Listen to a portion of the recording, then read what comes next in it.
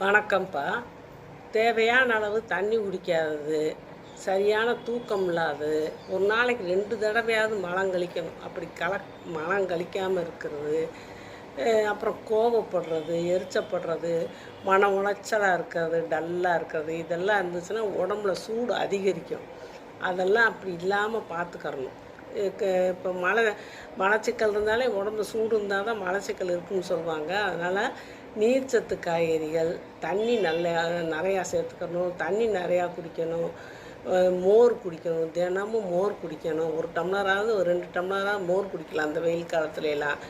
அப்புறம் காலையில் வெந்தயப்பொடி, உடல் சூடு அதிகமாகிடுச்சுன்னா ஒரு ஸ்பூன் வெந்தயப்பொடி வாயில் போட்டு தண்ணி குடிக்கணும். வாரம் 2 தடவை நல்லெண்ணெய் தேய்ச்சி குளிக்கணும். இப்படிலாம் செஞ்சால் உடம்பு சூடு வராது.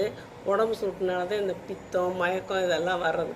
உடம்பு சூட்டை இந்த மாதிரியெல்லாம் நீங்கள் தவிர்த்துக்கலாம். உங்களுக்கு என்ன இருக்குதுன்னு பார்த்து அதுக்கு தகுந்த மாதிரி நீங்கள் நடந்துக்கங்க.